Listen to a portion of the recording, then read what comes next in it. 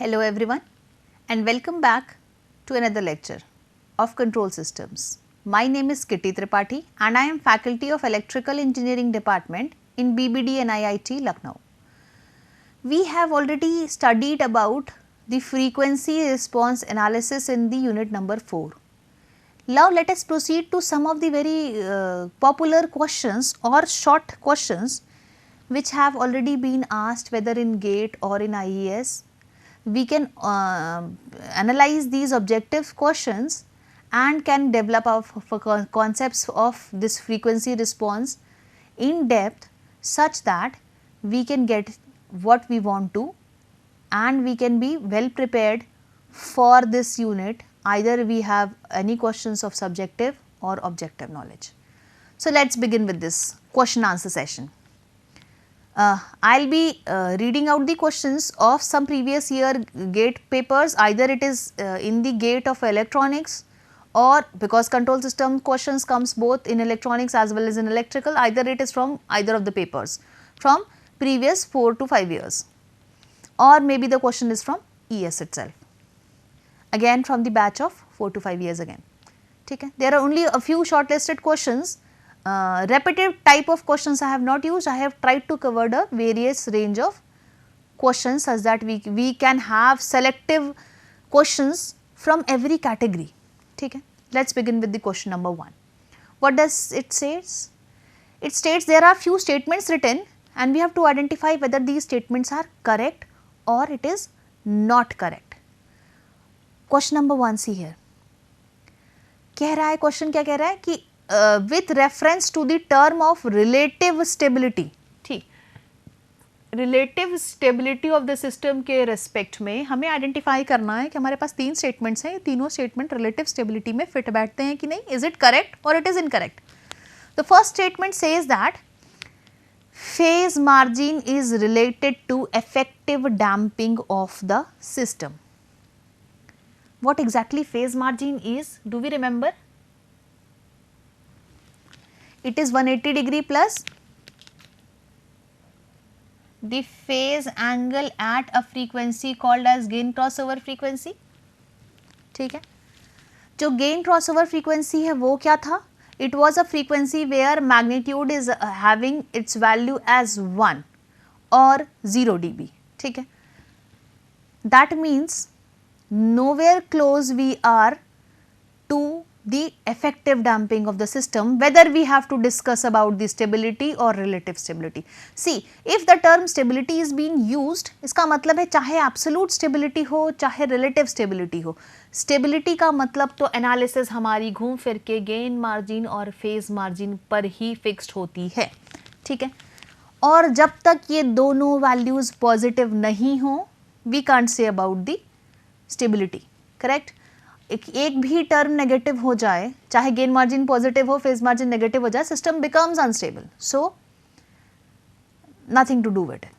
The second point is gain margin gives better estimate of damping ratio than phase margin. This is again a incorrect statement. Why? What was gain margin? It was minus 20 log of magnitude, where magnitude it is calculated at a frequency called as phase crossover frequency. And what exactly was phase crossover frequency? Phase crossover frequency was the frequency at which phase angle is equal to minus 180 degree. ठीक है, अभी ये phase crossover और gain crossover पर ही depend करता है gain margin और phase margin. ठीक है, gain margin और phase margin को improve करना है तो हमें क्या करना होगा, phase crossover frequency और gain crossover frequency को ही shift करना होगा. ठीक है, अब गेन क्रॉसओवर फ्रीक्वेंसी और फेज क्रॉसओवर फ्रीक्वेंसी किस पर डिपेंडेंट हो रहे हैं कि किधर शिफ्ट होंगे. It is depending whether we are adding a pole in a system और in a zeros in a system. Like in the previous lecture of Bode plot we have seen कि जैसे ही हम सिस्टम में zeros या poles add या subtract करते हैं, एक जीरो को ऐड कर रहे हैं या एक पोल को ऐड कर रहे हैं, क्या हो रहा था, हमारे पास स्लोप की वैल्यूज ऐड और सब्ट्रैक्ट हो रही थी. और जैसे ही स्लोप की वैल्यूज ऐड और सब्ट्रैक्ट हो रही है मैग्नीट्यूड में, we are getting a tremendous shift in magnitude and hence that tremendous shift will lead us to shift in the crossover frequencies and hence because, और फेज एंगल का भी यही same story है कि जब हमें फेस क्रॉस ओवर शिफ्ट करनी होगी तो we either have to introduce a plus 90 degree का शिफ्ट और माइनस 90 डिग्री का शिफ्ट और प्लस सम एंगल शिफ्ट और minus some angle shift. We want this only, and that is depend how it is going to happen. We are either adding a pole or a zero in the system again. तो उसके expression के behalf पर हम ये determine कर पा रहे हैं कि दैट फेज मार्जिन और base gain margin is better और not. So this second statement is also incorrect.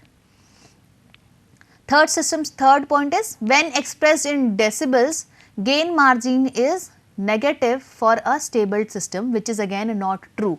There is the condition for stability is this should be positive, this also should be positive, and then only the system is stable. Let's move on to the second question. See here what it is. The number of and direction of encirclement around point -1 plus j0 in the complex plane where for the Nyquist plot where the function is given as gs is equal to 1 minus s upon 4 plus 2s, or if we want to write in terms of g of j omega, we can write it as 1 plus j omega 4 plus 2 j omega. ठीक है. क्या कहानी था इनसर्कलमेंट का? It was 2 pi p minus z, z minus p, sorry. ठीक है. See here there is 1 plus j omega and 4 plus 2 j omega. अगर हम थ्योरी ऑफ मैपिंग पर जाएं तो आप लोगों को याद होगा हम लोग क्या करते थे. सिंपली इसका जो हमारा पास एक्सप्रेशन आया है इसका पोलर प्लॉट बना रहे थे, इसका मिरर इमेज ले रहे थे, and then we were talking about the direction of encirclement. ठीक है. अब पॉइंट आता है कि हम इंसर्कलमेंट में किसके इंसर्कलमेंट की बात की थी, तो -1 प्लस j0 पॉइंट के इंसर्कलमेंट की बात की थी कि -1 प्लस j0 इंसर्कल है कि नहीं. देखो इनक्लोज और इंसर्कल एक दो अलग चीज़ें थी, बार बार बोल रही हूँ मैं. इनक्लोज्ड मतलब हमारे पोल और जीरोज इनक्लोज हैं कि नहीं, जो हमें शिफ्ट दे रहा था ये वैल्यू कि कितना कौन सा पोल इनक्लोज है, कौन सा जीरो इनक्लोज है. और इंसर्कलमेंट के लिए क्या बोला था हमने कि हमें देखना होता है critical value which is -1 plus j0 in the complex plane, जो इंसर्कल हो रही है कि नहीं हो रही है. सो ये -1 प्लस j0 पॉइंट के इंसर्कलमेंट की बात क्लॉकवाइज और एंटी क्लॉकवाइज डायरेक्शन में करते हैं. ठीक है. हर पोल और हर जीरो के लिए. तो see here when we try to deduce this kind of plot in the polar format, we will get that this -1 is beyond the curve. ठीक है. हमको -1 इंसर्कल्ड ही नहीं मिलेगा. Type 0 kind of a system जो था, अगर आप ध्यान करिए क्योंकि ये टाइप 0 जैसा दिख रहा है, तो उसका पोलर प्लॉट कुछ ऐसा आया था. ठीक है. Mirror image when we take this comes out to be something like this.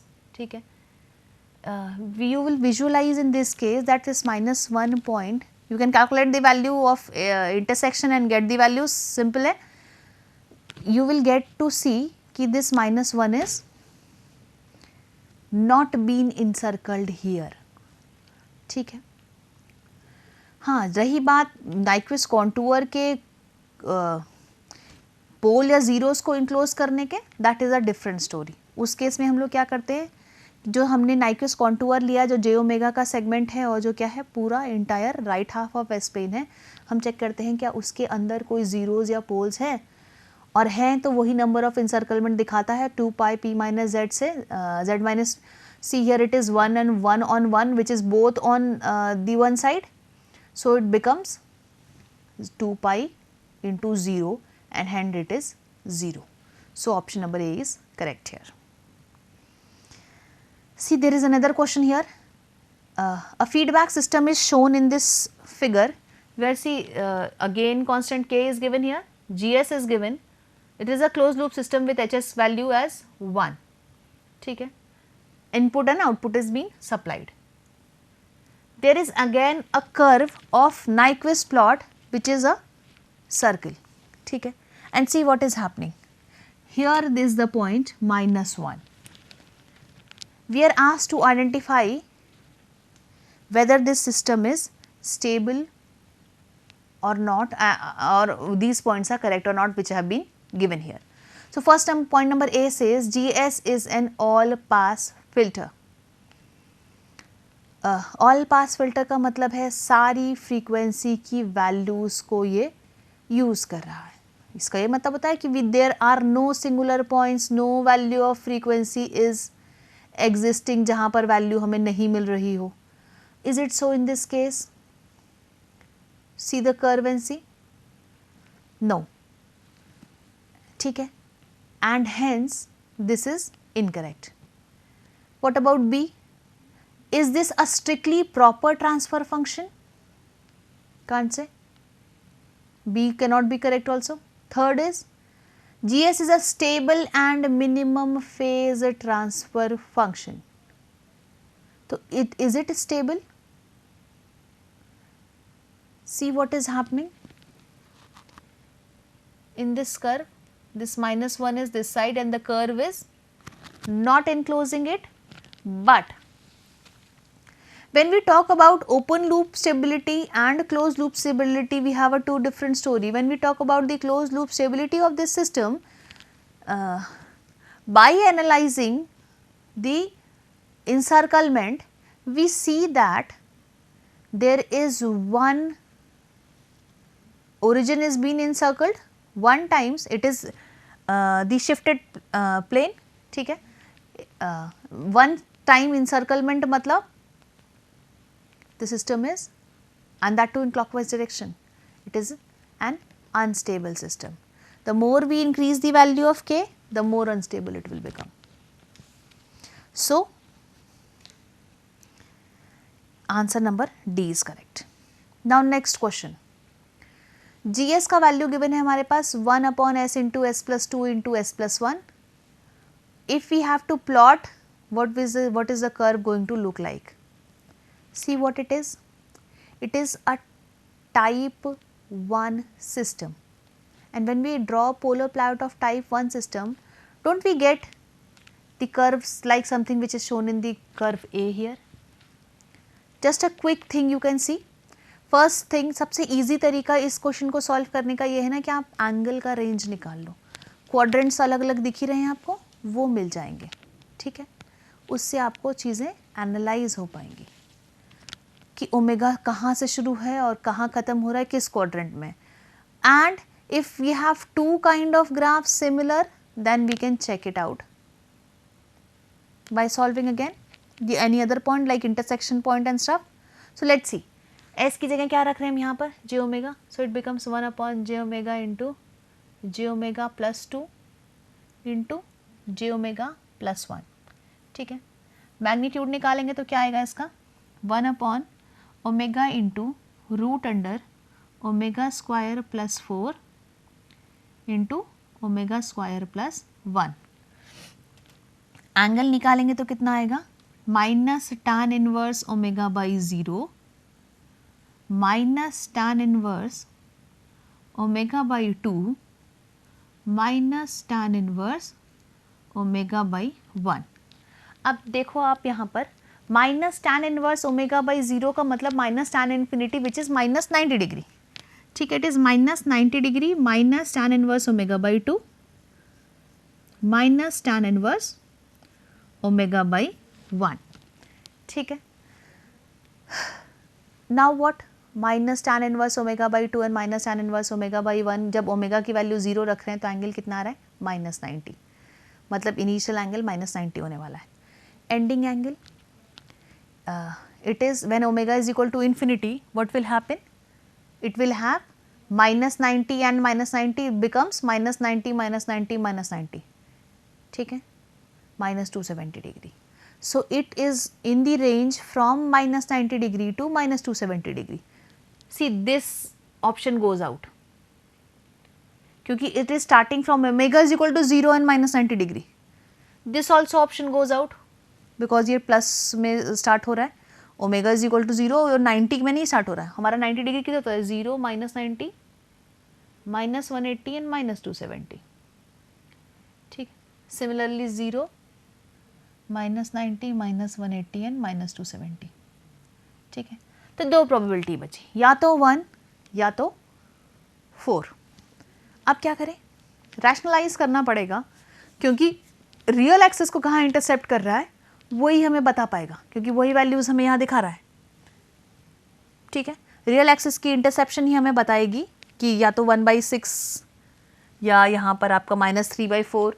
Real axis का इंटरसेप्ट कितना है, मतलब दो वैल्यूज हमें बेसिकली कैलकुलेट करनी है, एक एंगल जिससे हमें कर्व किस क्वाड्रेंट में लाई कर रहा है वो निकल रहा है, और दूसरा क्या है, ये रियल एक्सिस को कहाँ इंटरसेक्ट कर रहा है। सिंपली क्या करना पड़ेगा, रैशनलाइज। तो आप लोगों को पता है कि it will become minus J omega, ठीक है, 2 minus J omega, 1 minus J omega, denominator में आपका omega square plus 2 square, omega square plus 1, ठीक है। अब हम लोग इसको मल्टीप्लाई कर रहे थे, minus it becomes 2 minus J omega minus minus plus J square becomes again minus J square minus omega square upon this whole term omega square into omega square plus 4 omega square plus 1, ठीक है। अब minus J omega से multiply करेंगे तो it becomes -2 J omega minus minus plus J square again -1 it becomes minus omega square minus minus again plus J square again -1 it becomes again minus omega square and minus minus it becomes plus omega cube j upon this term omega square plus 4 omega square plus 1। अब real और imaginary part को separate करें तो हमें real part में क्या मिल रहा है, ये आपको मिल रहा है minus of omega to the power 4 upon omega square into omega it is minus 2 omega square upon omega square into omega square plus 4 into omega square plus 1 minus of j common ले लें तो हमारे पास कितना बचेगा, omega भी common ले लें तो बचेगा ये आपका omega square -2 upon omega square into omega square plus 4 into omega square plus 1। अब यहाँ से देखो आ रहा है omega is equal to √2, omega is equal to √2 की वैल्यू यहाँ सब्स्टिट्यूट कर दें इस रियल पार्ट में, you will get this point of intersection is less than -3/4 and hence it is going to be this way, ठीक है। hence the answer becomes A। next question, क्या बोल रहा है हम लोगों को इस क्वेश्चन में कि consider the following Nyquist plot of an open loop transfer function over omega is equal to 0 to omega is equal to infinity। इसमें से कौन सा स्टेबल क्लोज लूप सिस्टम है, ठीक है, कौन सा स्टेबल क्लोज लूप सिस्टम है। देखो हमें क्या ओपन लूप ट्रांसफर फंक्शन का दिख रहा है कर्व, हम लोग क्या करते हैं बेसिकली इसको ओमेगा इज इक्वल टू, हम लोगों के पास क्या था, 0 से इन्फिनिटी का कर्व है तो हम 0 से -इन्फिनिटी से +इन्फिनिटी के लिए ड्रॉ करते हैं, ठीक है, ओमेगा की वैल्यू के लिए। That means take the mirror image of the value और हम पॉइंट ऑफ इंसर्कलमेंट चेक कर लेते हैं कि -1 पॉइंट इंसर्कल्ड है, कितनी बार है, नहीं है, तो क्या स्टेबिलिटी का ऑप्शन अवेलेबल है, ठीक है। Consider the mirror image and close the ends in the figure number 1, see -1 is not getting encircled, n is equal to 0, ठीक है, system is stable. Question figure number 2 में देखें अगर आप, तो अगर इसका मिरर इमेज लोगे सिस्टम का तो what we will get encirclement of -1.1 times and 2 times, ठीक है, गॉन। क्वेश्चन नंबर 2 में भी नहीं हो पाएगा, सॉरी एक second, question number 2, see what I am trying to say is take, what are we doing, we are taking the mirror image, ठीक है ना। तो if this is the expression we can take the mirror image the other side and start joining ends, are we getting, this kind of a system.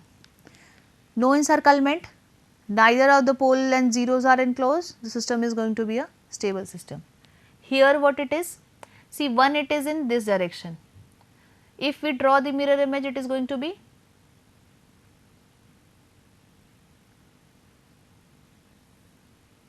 ठीक है for the Nyquist contour.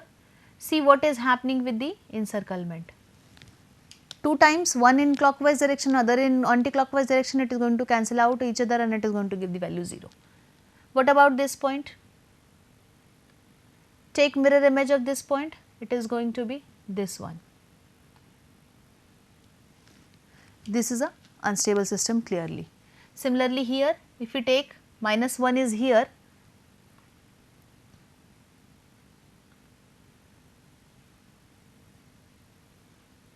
ठीक है, ये omega is equal to infinity वाला point है. See here what is happening, graph थोड़ा सा off हो गया, यहाँ पर इंटरसेक्ट होगा.